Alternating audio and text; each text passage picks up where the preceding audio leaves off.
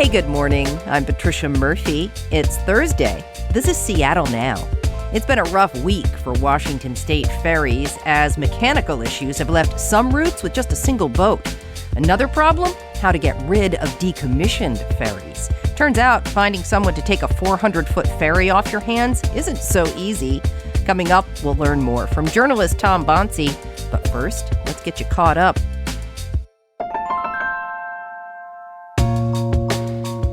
Officials from the Washington State Liquor and Cannabis Board are warning licensees to be mindful of mailing deadlines.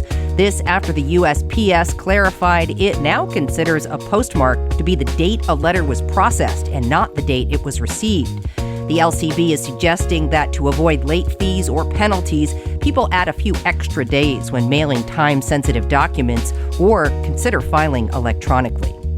The National Weather Service says it'll rain in Seattle today. That means snow in the mountains. In fact, a significant dump is expected for the Cascades, up to 18 inches by the end of the day. Travelers, check the passes before you head out and be prepared for wintry conditions. Skiers, maybe check with your mountain. Stevens Pass was closed Wednesday due to a power outage. And touchscreens are standard in new vehicles. That means more and more drivers are multitasking. Now, research from the University of Washington sheds light on how that shows up on the road. In a new study, participants drove in a vehicle simulator while interacting with a touchscreen. The team found that when people multitasked, drivers did neither very well. The car drifted more while people used touchscreens, and their speed and accuracy declined. Researchers hope to help auto manufacturers design safer, more responsive touchscreens and in-car interfaces. Check back for more headlines on tonight's episode of Seattle Now.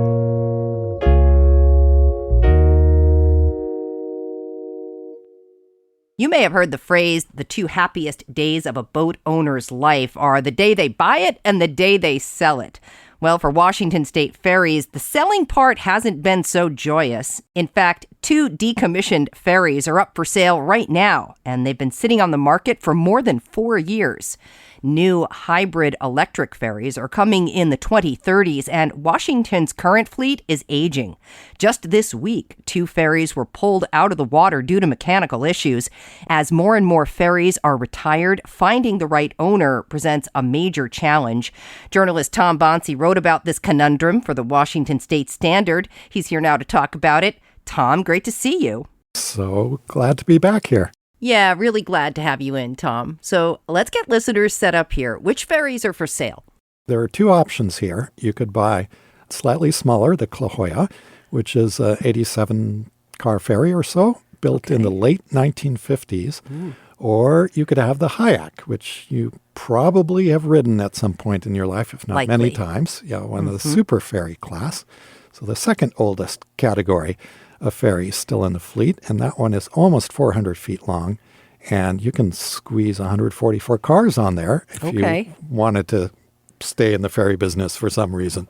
Okay, now these ferries have been out of service, right? They have been retired. They were retired for a reason, which is that it was costing really a lot to keep them in service. They're old. 60 years old in one case, and nearly that old in the case of the Kayak. So the steel plating was starting to corrode, a lot of other things breaking down, and the state at that time figured it's just not worth putting more money.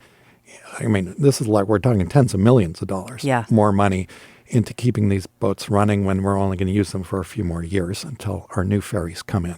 And there was a buyer who emerged last year, but that situation got pretty sticky and it didn't end up going through. So let's talk about that. You're talking about really a fiasco. Yeah. So the buyer was a middleman from Ecuador named Nelson Armas, and he bought both of the ferries. And remember, you can name your own price basically at this point. So he said $100,000 for each one. And he bought both. Found an even older tugboat to tow these 2 ferries to Ecuador, where they would be recycled at a steel mill. They were going to tow both of these ferries all the way to Ecuador with one tugboat, and they couldn't even hook them up, and the whole thing went down in Elliott Bay. And so at that point, when they had to be towed back into the harbor, the ferry system said, you don't have your act together, we're canceling the contract, and they kept the money, interestingly. That's right. They kept the $200,000 and deported all the crew members. Yeah, the crew members were deported, so it was kind of sad. And at that point, everyone looked bad, even though it wasn't really the ferry system's fault directly. But they are checking out every new buyer now really rigorously. Yeah, so what a mess. You got to have all your ducks in order if you're going to buy one of these ferries. Yeah, that was a huge mess, Tom. And it makes me wonder, that person was interested in these boats for scrap. Why would someone want to buy a retired ferry in the first place? Well, other people have come forward, and apparently more, since we put the story on KUOW.org and Washington State Standard and elsewhere. You could, have a restaurant on the Columbia River, perhaps. You could turn it into office and workshop space on the waterfront. So Everett Ship Repair, which is a shipyard just up the road, they took the last surplus ferry, also for about $100,000, towed it up the sound a little bit and put it beside the shipyard, and all of a sudden they have 4-story office space there. That sounds wonderful. Instant office. That actually worked out. The KUOW is another successful repurposing. That used to be the smallest ferry in the state fleet, but that's in Lake Union, and if you want to have a nice wedding on the water, you can rent that or a party, and it actually operates still. So, Tom, these things have been kind of stripped down at this point, so let's talk about what's happened to the guts of the ferries. Right. Well, so everything that can be reused from the ferries, especially from the wheelhouse, has been reused. Okay. So the navigation instruments are gone, the radios are gone, the lifeboats are gone, stuff from the engine room has been taken out and to try and keep other ferries running.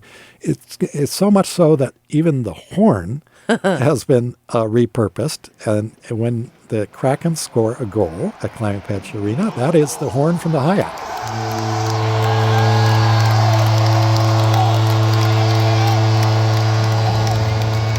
Hey, so I love it. Yeah, so you can't have that back. If you buy the Hayak, you're going to need a new horn.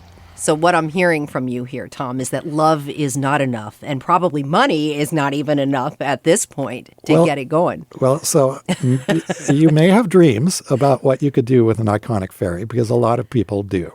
But you should also consider where you're going to put it, because the Hayak is almost 400 feet long. Right, you need the and space. there are not many marinas where you're going to put that.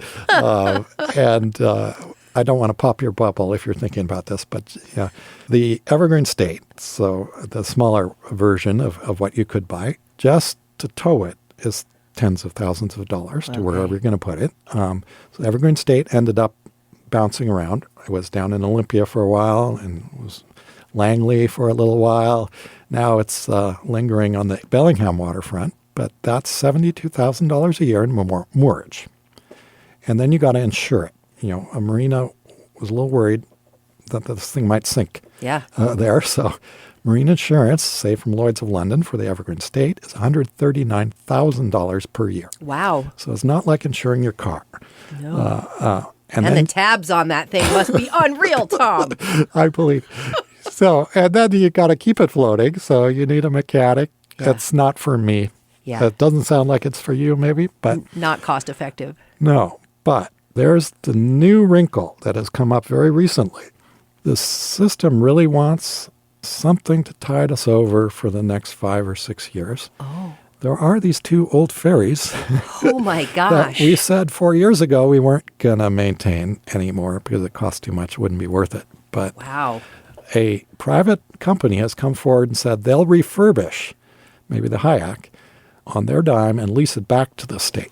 Oh, man. And the state is interested.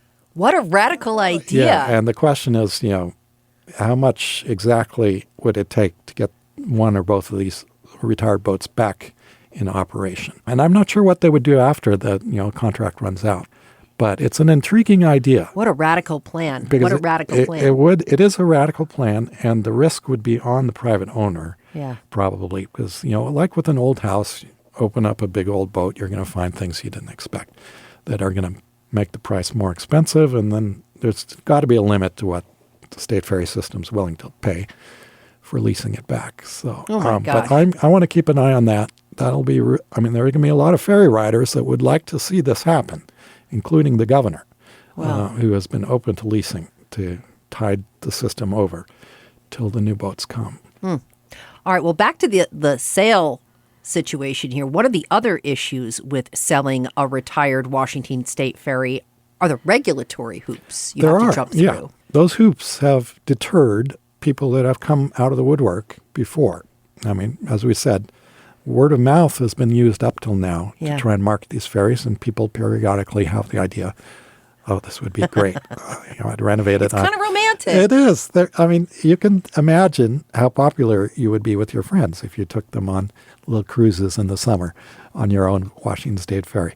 But you need to have a tow plan for one, because when you buy it, the state wants it out of the maintenance yard. They've been there too long, and they're taking up valuable space. So the Coast Guard is going to be involved, and once, is going to scrutinize you, and especially since what happened last year, the Department of Ecology might check in, because especially if you're going to scrap it, they want to know you're going to do it responsibly. Even though this probably wouldn't happen in Washington State, there isn't a shipyard at this time that's set up to scrap really big old ferry boats. So you got to find a upstanding shipbreaking yard. The closest one I know about is in Brownsville, in South Texas. And that's, a couple $1 million. And then a trip through the Panama Canal. If you're going to try and turn your newly purchased super cheap ferry into scrap metal. Now, the Hayek has perhaps $500,000 in metal in it. That doesn't There's do no the ROI math. yet on any of this, I'm hearing, right. even with my limited math skills, Tom. Yeah. Oh, my gosh. It just doesn't. That's why they haven't sold yet. What happens if no viable buyer emerges? At that point, we're stuck, you and me and the rest of the taxpayers of Washington, paying someone like the Brownsville Shipbreaking Yard. Yeah. We'll sell you this ferry for 1 cent. Take it off our hands. Take it off our hands, and we'll throw in $1 million for towing. Wow. Or more, probably. Yeah. So the state has not come to that point, but they're getting there. Yeah. That they have never had to pay in recent times for, recycling a ferry. Normally, someone takes the ferry and does that and figures out how to do it economically. Or it doesn't work out, and the ferry is on the beach in British Columbia or, Pierce County. Are we going to talk about the Kalakala? We could talk about the Kalakala because every only conversation... old locals remember the Kalakala. Yeah, but I have to say, every conversation I've had with anybody eventually comes around to the Kalakala. A streamlined ferry boat, first commercial vessel equipped with radar to guide it safely through night and fog on congested Puget Sound between Seattle and Bremerton. For the few people who don't know what the Kalakala is, it's probably the most famous former Washington State ferry, known as the Silver Slug. Very interesting Art Deco design. It was surplused a long time ago, towed to Alaska. Was a crab processing plant, I think. I remember that, yep. Something like that in Kodiak. Historians discovered it up there in the mud and thought, this is tragic. Yeah. This should be a museum. And actually got it floated again and towed back down here, and then the saga started.